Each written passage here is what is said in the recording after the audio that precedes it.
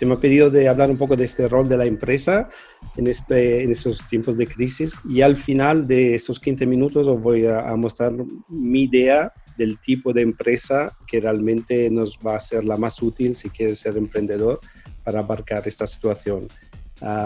Empezamos con, yo soy familiarizado con el movimiento de las B Corps. Ya suena bien el guión aquí. El movimiento global de personas que utilizan la fuerza de los negocios. Los negocios tienen varias cosas y tienen fuerza para bien o para mal, en este caso para generar un impacto positivo.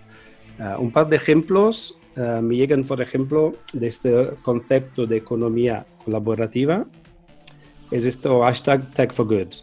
Entonces, cómo la tecnología, que puede ser muy buena o muy mala, como sabemos, podría ser utilizada para cosas positivas. Luego copio el link, pero eso es un ejemplo donde, en este caso, Phoenix muestra cómo utilizan esta tecnología para mejorar el día a día. En este artículo muestran como 4 o 5 ejemplos de tecnología que se utiliza, que sea para evitar desperdicios o para compartir cosas sin tener que comprarlas o recomprarlas, y varias ideas. Pero Tech4Good es un hashtag que está utilizado en muchas maneras. En este caso es un segundo artículo por Paradigma, que es una otra empresa que acaba de llegar a ser B Corp. Y Paradigma trae esta situación muy interesante de propósito, cultura y tecnología con multinacionales, con grandes empresas. Entonces, este concepto de economía colaborativa toca startups, pequeñas empresas, medianas, pero también muy grandes. El impacto es muy, muy amplio y muy interesante, y este artículo también merece la pena ser leído. Y el tercer ejemplo, donde se unen varias empresas, es este Waste Warrior. Es una iniciativa que ha lanzado Too Good To Go, que es otra B Corp, que lo que hace es, final del día, el restaurante se queda con comida. ¿Qué hacemos con esta comida? Con esta app tú vas y puedes comprar la comida del final del día o del final de la noche que el restaurante iría a tirar por un precio más barato, y es una buena oportunidad para no desperdiciar. Y con este Waste Warrior lo que han hecho es no solo ellos mismos comprometerse, sino crear una red de empresas de todas dimensiones. Otra B Corp, Danone, se ha unido a esto para cómo podemos juntos bajar lo que es el desperdicio, y de manera colaborativa, no yo un silos de pequeña empresa, tu grande empresa, no quiero ni hablar contigo, sino encontrar maneras de trabajar juntos, de colaborar hacia algo que funcione mejor. Y esos son solo 3 ejemplos que os muestro de literalmente tropecientos, que también se ha mencionado antes, que demuestran cómo este elemento colaborativo de la empresa cada día tiene más valor y funciona. Y siempre es muy útil colaborar, pero sobre todo en tiempo de crisis.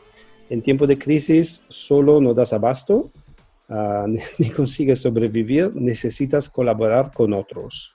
Y la ventaja de la empresa, que generalmente tiene este plus de la eficacia, no siempre, pero generalmente son un poco más eficaz de la media. Entonces, si van hacia bien, lo van a hacer de manera más eficaz. También si van hacia mal, lo van a hacer también de manera muy eficaz. Entonces no es necesariamente algo bueno, simplemente es una manera de hacer las cosas que ayuda a que las cosas funcionen. Y colaborando entre más empresas, cuando el emprendedor no llega a un sitio y llega a otro, es una manera muy interesante de ir adelante. Otro ejemplo, el Impact Hub Madrid, otra B Corp que mencioné que tuve el placer de co-crear, y ahí te sientas con otros innovadores sociales. Literalmente te sientas al lado, ahora no tanto, compartes mesas con otros y tienes un desarrollador de apps, otro de marketing, otro un legal, y mira por dónde entre todos colaboran para crear un output más amplio, más fácil. Suena todo muy bien, pero entonces, ¿cómo podemos ser mejores colaboradores? ¿Cuáles son 3 elementos, y aquí que por lo menos a mí me parecen interesantes, que ayudan a este elemento de colaboración? Yo menciono la reciprocidad, la interdependencia y la empatía. Reciprocidad significa que nos esperamos contracambiar. Yo te hago algo para ti, tú haces algo para mí. Es una sensación de yo sé que yo te doy, pero después algo me devuelves algo. Es una mentalidad colaborativa. Entonces haces las cosas porque quieres hacerla, pero ya das por hecho que la otra entidad te da algo a cambio. En las viejas generaciones eso es más complicado. No sé si colaboro, si me interesa con esto, le doy y luego me devuelve, no me devuelve. Es una mentalidad un poco antigua, pero que queda.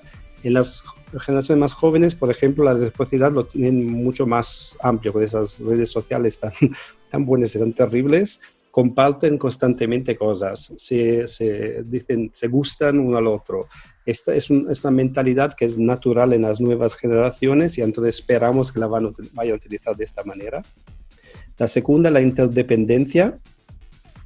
¿De qué manera nos damos cuenta que lo que yo hago tiene una consecuencia sobre otras personas, sobre el planeta, sobre la comunidad, sobre mi barrio?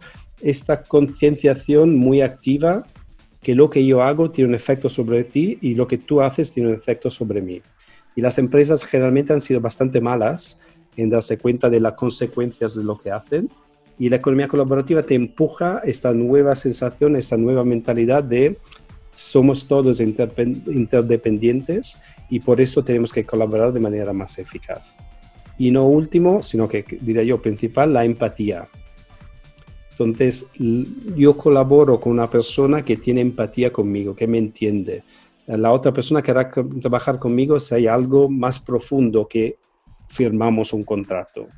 Entonces, aquí es donde este elemento que en pasado era una calidad débil, un soft skill, ahora es una de las cosas más importantes. Y todavía más en tiempos de crisis, donde estamos todos sin energía, sin esperanza, aterrorizado. Alguien que tenga empatía hacia mí, se abre esta colaboración de manera muy natural y se abre lo que es más importante, esta confianza que también en esas plataformas colaborativas es fundamental. Y esta confianza con estos tres elementos permite una colaboración más eficaz, pero no es fácil. Aquí en la pizarra es todo muy sencillo. La empresa en general, sobre todo las más ancianas, las más viejas, no tienen esta capacidad de crear y por esto ponen el logo. Yo soy colaborativo, pero realmente cuando interactuamos con ellos vemos que faltan 1, 2 o los 4 de esos elementos y ahí cae este elemento de colaboración. Mira por dónde, me gusta que haya este gender balance en este panel, 2 hombres y 2 mujeres. Todas las estadísticas, yo he cogido un artículo hoy, pero tengo como 50 millones y todos dicen lo mismo. Sobre todo en tiempos de crisis, todo tipo de estadística demuestra que las empresas con mujeres son mejor empresarias, trabajan mucho mejor que los hombres, porque tienen esa capacidad colaborativa más dentro de sí. Y esto no significa que el hombre no tenga capacidades femeninas, entonces no me gusta decir la mujer del hombre, sino que una mentalidad femenina que permita a la emprendedora o al emprendedor de ser más colaborativa y tener más éxito en este periodo. Creo que es la foto de que todos mencionamos y por qué estas mujeres llevan mucho mejor, que sea Islandia, que sea Nueva Zelanda, que sea Taiwán, que sea Finlandia. ¿Por qué llevan mucho mejor la crisis? Porque tienen esta capacidad de colaborar, de dialogar, de esta empatía. Cuando las oyes hablar, la Merkel a lo mejor un poco menos, pero la Merkel es como una abuela. Hablas y tienes esta sensación que, bueno, a pesar de toda su estructura alemana, tiene esa sensación. Entonces, sobre todo en tiempos de crisis, cuando la colaboración es fundamental, tener esta feminidad es lo que nos da una ventaja. Consejo para emprendedores: si no tenéis mujeres o gente con disposición femenina, vais a tener mucho más problemas. Entonces, buscar mujeres, buenas mujeres sí o sí, para tener más posibilidades de éxito. Entonces, ¿cómo legamos ahora esta economía colaborativa, donde hemos dado unas cuantas pinceladas, a la economía de proximidad? Tradicionalmente, la economía de proximidad hablamos de en mi pueblo o una cosa local, pero yo quiero extender un poco este concepto de proximidad con 2 elementos. Uno, el elemento geográfico físico, el lugar, y el otro, la proximidad humana, la cercanía humana, el humano que había desaparecido de las empresas y que tiene que volver sí o sí, si no, no se puede ir adelante. Y en la parte de la economía de proximidad, la lógica me dice que sí, cuanto más cerca, menos emito, menos emisiones, ¿no? En lugar de hacer un viaje, no me compro los plátanos de, no sé de dónde llegan, de Chile o de Samoa, sino me los compro de Canarias, o cuanto más cerca posible para limitar las emisiones. O del pueblo cercano. En el pueblo cercano no hay mangos, no me como mangos, no hay problemas. Entonces, este concepto físico es muy importante. Lo único que a lo mejor ahora os va a sorprender a todos, si realmente queremos ser sostenibles y emitir todavía menos, una sola compra a la semana en el súper emite mucho menos, es mucho más sostenible que ir a la abuela María, que nos encanta, que hace el pan rico, a la otra. Entonces, no es muy romántico, pero aquí hay un poco un balance y a mí me gustaría ser más romántico y tener esa cercanía humana que la otra. Pero ten en mente que no es que la economía de proximidad sea buena sí o sí, sino que hay matices. Pregunta, ¿con quién os gustaría más colaborar? Si pensáis qué tipo de actitud tiene esta persona, me imagino que alguien puede ser alguien que te entienda y alguien que te conozca. Podrían ser dos características que tú quieres colaborar con esta persona. Entonces, para mí, economía de cercanía es esta cercanía humana, donde las empresas de tecnología lo que hacen de manera muy virtual y artificial, hacen como que te conocen. ¿Cómo que has comprado este libro? Te aconsejo el otro. ¿Cómo que? Entonces tú ves que todas estas empresas intentan crear esa cercanía, intentan demostrarte que te conocen, pero lo hacen de manera fría con algoritmos.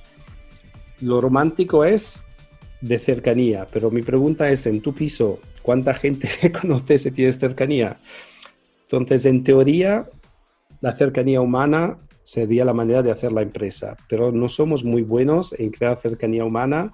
Ahí un buen emprendedor sabe hacerlo de distintas maneras, pero conlleva esta cercanía de este tipo.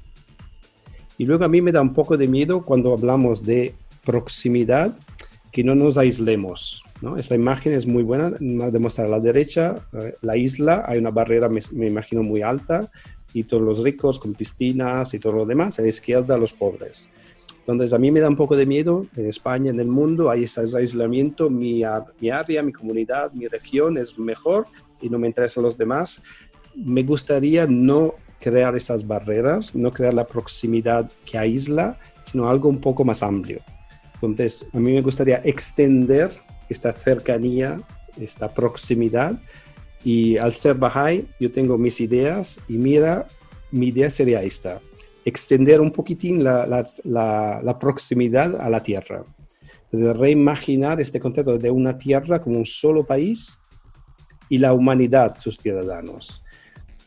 No es fácil, ¿eh?